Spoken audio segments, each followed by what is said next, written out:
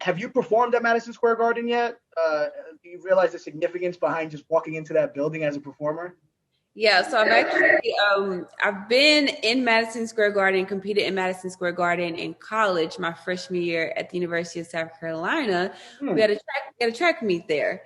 And so I've been in the building in the track and field world, which was amazing within itself. And at 18 years old, being in that building was mind blowing. But now to be going in and stepping inside of a WWE ring inside of Madison Square Garden, to me, that's even more mind blowing. I know that I understand the significance of it. Anyone who's performing or competing in Madison Square Garden is at the top of their game. Is like, is a legend in the making, or is a legend. So to be able to add my name to the list of now WWE superstars that have competed and performed in Madison Square Garden, and we get to be with our fans, it's amazing, and I'm so excited for it.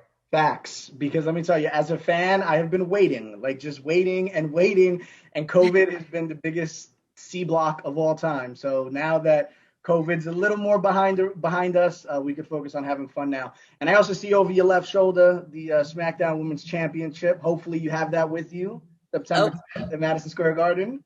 yes, I keep telling everyone. I know Bailey is the longest reigning SmackDown Women's Champion, but anything that ends in EST belongs to me. So one of my goals is to become the longest reigning SmackDown Women's Champion. So I definitely plan on still being SmackDown Women's Champion when we come to MSG. Like, I want to be the EST of MSG, so I got to walk into SmackDown Women's Champion. I love that. I love that attitude. I love that energy, that organic energy that just comes out of you. You know what you want.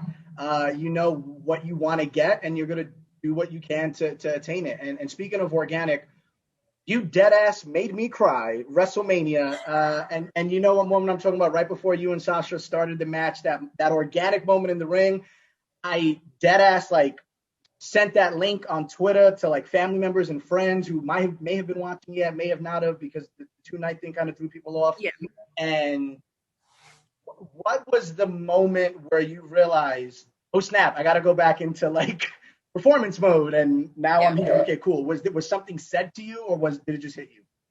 For me, it was more so just looking at Sasha, because at the end of the day, she was the champion. She's the veteran here, and she's someone that I've looked up to ever since I came into WWE. And for me, it was just the one piece of advice that a lot of people give you at your big matches in WrestleMania is slow down and just take a moment to take it in, because it will go by so fast before you know it.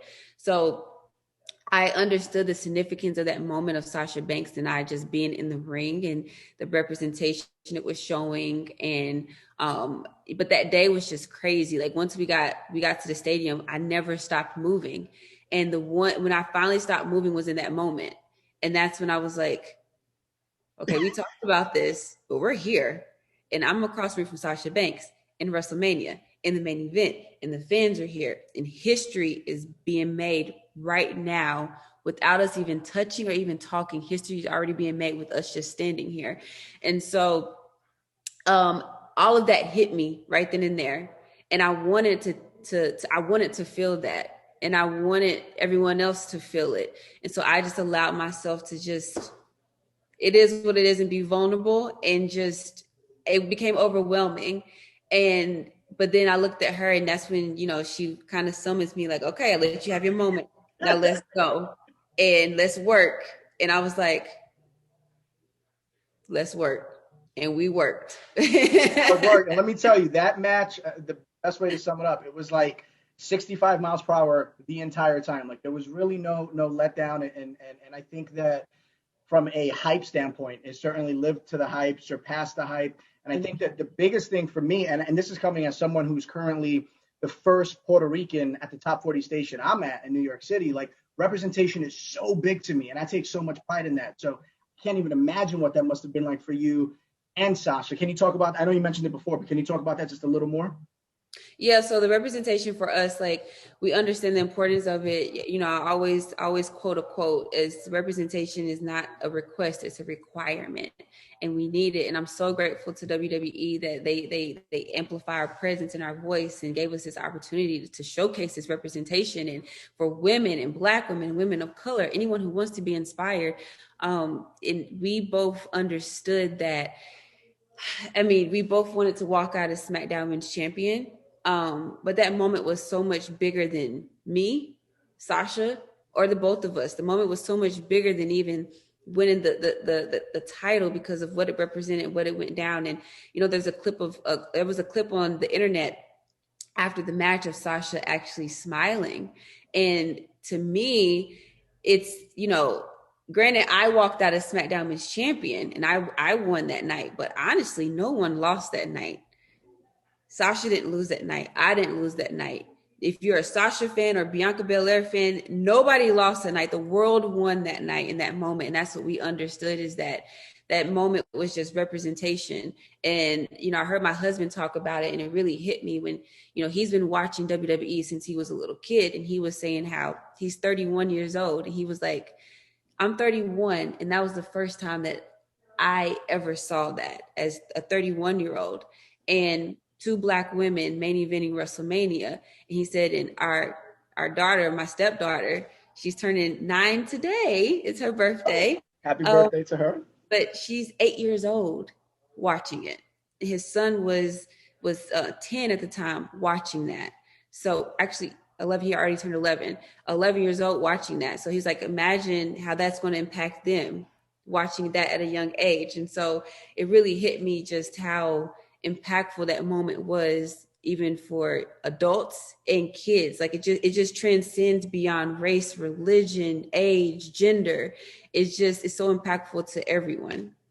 No, and that's dope. And I have a niece, and like, she just happened to be born a couple, maybe 2-3 weeks before that WrestleMania match. And I was like, yo, like, she's going to grow up never realizing that that wasn't a thing, which is actually dope.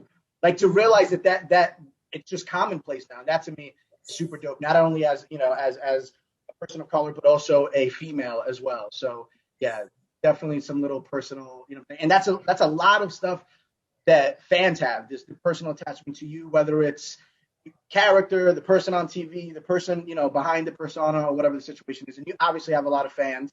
So I'm going to jump into some fan questions, if you don't mind, that threw this up on Twitter. So Daniel in Chicago wants to know your most talented opponent. And that's full package. On the mic, in the ring, even maybe kind of leading things, ring general wise. The most. I'm putting you on the spot, girl. Oh my God. Our locker room is so amazing with so many talented women. I will say the most talented all the way around opponent I've had. I have to throw Bayley out there. Bayley, her mind, her creativity, her wrestling ability, her mic skills. It's just, she's entertaining. She's just Bayley is, I think, is like a top GOAT in the game. Like, she's just, and she's been like a locker room leader for me. I've learned so much from her, and I feel like so much a part of my title reign has been because of Bayley. She's a true leader. And I always say that Bayley is someone who goes to the table to eat, but she'll pull up a chair beside her so that you can eat too. So, you know, as much as she annoys me on TV, and I'm trying to get rid of her with an I Quit match at Money in the Bank. You know, I feel like I've learned so much from her. Now I'm trying to carry it over to a new opponent right now, but I really feel like she's just so talented. She's the longest reigning SmackDown Women's Champion for a reason. But I just feel like I hate singling her out, because there's everyone I've worked with is, and when I was in NXT, I learned so much from Ember Moon when I was in NXT, with just learning, you know, being in the ring with her and listening to the crowd and learning how to, not just, because I'm an athlete from the age of 5, learning how to not just compete, but performance wise in the ring. And, I've been in Royal Rumbles with 30 women from NXT, Raw, SmackDown, and Legends. Like, I've actually been in the ring with Beth Phoenix in a Royal Rumble. So, Beth Phoenix, who I was the first person I looked up to when I got into NXT. So that's a hard question. That was a very long answer, but it is a long answer. Now, by the way, kudos to Beth Phoenix, because when she got her ish popped open from the back, visually it had dope, and then you realize like, oh, that's a human being. Like, I hope she's good. You know what I mean? Yeah. So Joey Beans on Long Island, he wants to know, for your next action figure, what gear do you want her to have? I would love for I would love for the Black History the Making gear from Portland to be made into an action figure. Mm. I would love for my WrestleMania gear to be made, because that took me forever to make, and it's from the biggest moment of my life, and probably Royal Rumble. Maybe the Royal Rumble gear, like all these big. Because I make my gear with the purpose of only wearing it once, so that has a significant meaning to it. Like every time I look at my gear, it takes me back to that moment. So like a lot of my favorite gears come from like my biggest moments in my career.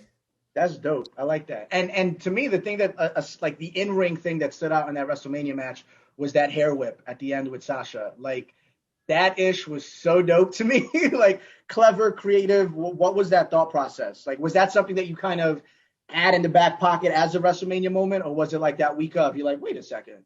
It's just it's just some things that I feel like, the fans are so much a part of what we do, and it's some moments that are just meant for fans. In my head, like the hair whip, it's just something that's just meant for fans, and so I've been holding on to it.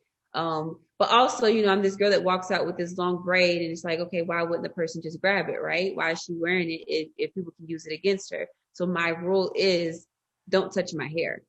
I won't use it if you don't touch it. This is my weapon. You cannot use this against me. So that's my rule of thumb. Don't touch it. And if you do touch it, I will have to use it, and it will be used to my advantage. And that's what happened in that match. She pulled it over and over and over again. It's like, okay, you know what? Here, you asked for it. hold it in the abs real quick. And then the final fan question, Annalise wants to know on Staten Island, the hair, is there an actual weight to it? Like what's that weight situation like? It's very heavy.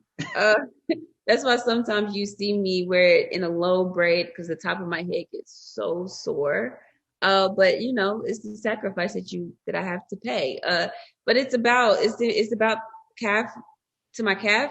That's how long it is. But it's pretty heavy. But I've learned how to. If you watch me in the ring, sometimes you'll see me do a move, and all of a sudden it's in my hand on certain moves. And I don't even realize it's in my hand because it's just muscle memory. I've learned how to get it out the way and use it to my advantage. But it's definitely, other girls can go in the ring and just fight. I got to go in the ring and fight and try to figure out how to get this braid out the way at the same time. Luckily, I don't have to worry about that. Most men don't have to worry about that. Now I want to jump into kind of the music side of things. We are on a music radio station, so I just kind of want to touch base with you on a few things. Top 5 favorite artists of all time. I'm putting you on the spot. Don't give me notable mentions. Don't give me an 6, 7. We need 5. J. Cole. Nice. Andre 3000. Okay. Erykah Badu. Nice. Beyoncé. Okay. And I got the last one. It's so many.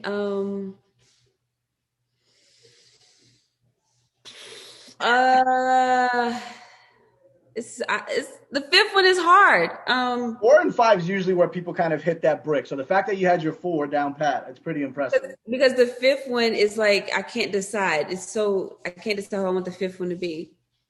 Hey, can I throw Kurt Franklin up in there? I love me some gospel. Kurt Franklin always has the bangers. My list is all over the place. Sorry. My husband is like the music lover. But those are my people. Now, do you think of any underrated artists that you feel like, man, like, am I the only one that's like up on this group, person, band, anything like that? Do you have any underrated artists? I think Tiana Taylor is so underrated when it comes to music and as an artist, period. Like performance, yeah. Has all of it, the vocals, the dancing, the choreography. I think she's super underrated. I remember when my husband first started listening to her, which was years ago. And I think before she got like super mainstream, because my husband is always like, "Hey, this is this new artist. Listen to this person." I'm like, "Oh, they're so good."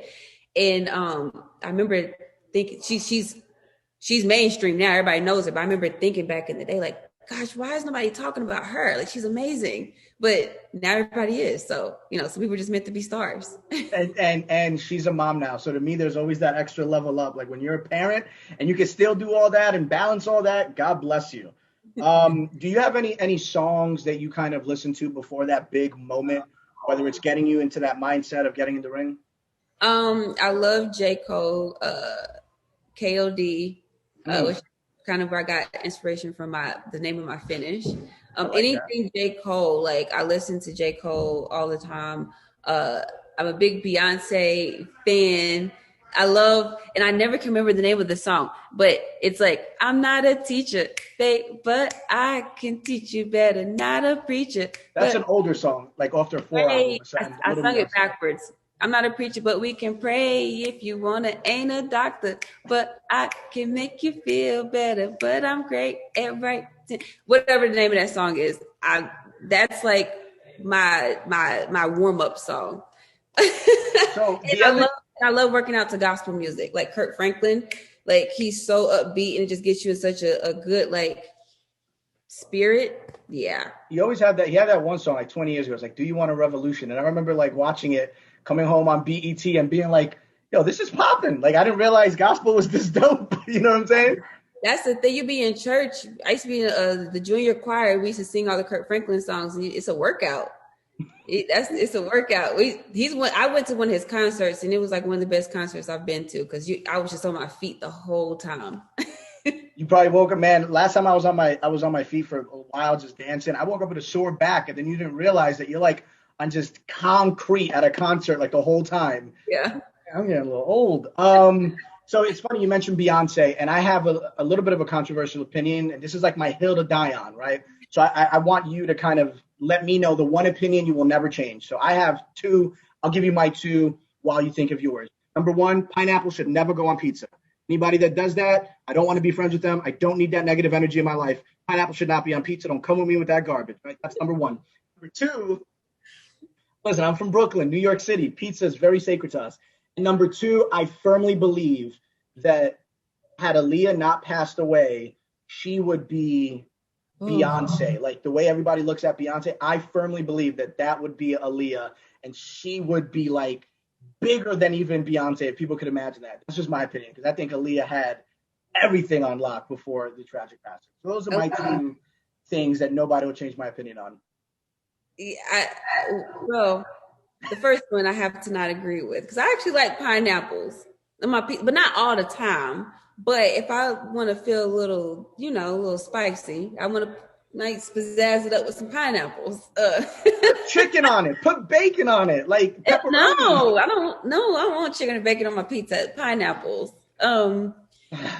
But Aaliyah, yes, Aaliyah. I love Aaliyah. I remember being like, how old was I? 8 or 9 at Fair Garden in the summertime, and we did a dance routine to a Aaliyah song. Like Aaliyah was like that girl. I think she would be big. But not that I won't take anything away from Beyonce. I think Beyonce would still be who she is, but I think Aaliyah would be right up there with Beyonce too. Yeah. No, for sure. And you mentioned, and we'll wrap this up. The other day we did a summer anthems weekend on Z100. Do you have one song that immediately takes you back to one particular summer in your life? Like that one summer bop that the moment you hear it, you're like, yo, it's summer. And it was the summer where I was hanging out with this crew or over at this camp or anything like that. I don't remember if this came out in the summer, but we always sang it in the summer, and it was Nelly, um, Country Grammar. Okay. Okay. And me and my husband were just talking about this song. I think the BET Awards came on. We were watching it, and it might have been the after with DJ Cassie, DJ. I think I'm saying his name right. But with I think Nelly came on and we were talking about how big that song was. And I was like, that's like one of my favorite songs. I know every single word. I can rap that song from the beginning to the end. But I remember we used to sing that song all the time in the summer. And I don't even know if it came out in the summer, but it takes me back to the track days in AAU. We had our little airbrush shirts on, the 4x1 relay team. We had matching outfits on, and we used to run around in warm-ups, rapping that song from front to back. Yo, that whole album, Country Grammar, and then even Nellyville, that album was even more dope. And actually, both Yep. J. Cole and Nelly are part of our iHeartRadio music festival. So that's a little side plug. You know what I mean? There you go. But yeah, we used to sing all the songs on that album. Like I remember just rapping all the songs on that album. Like going down, down, yeah. I spoke to him recently, and he actually brought up that like Air Force Ones off the Nellyville album was so big that Nike like just sent him a check. Like there was no deal in place. And I'm like, that is a true sign of a tastemaker right there. And the fact that 20 years later, we're still talking about Country Grammar, and my man still got like radio singles right now. He's the GOAT. Yeah. That's where you're going to be. In 20 years, you're still going to be at the top of your game. You're still going to be doing your thing, but it's going to start this Friday night on SmackDown. Then we're finally in front of crowds next week. And then Madison Square Garden, Friday night, September 10th. We appreciate you. Thank you so much, Bianca Belair. Salute and much love, girl. Thank you so much for having me.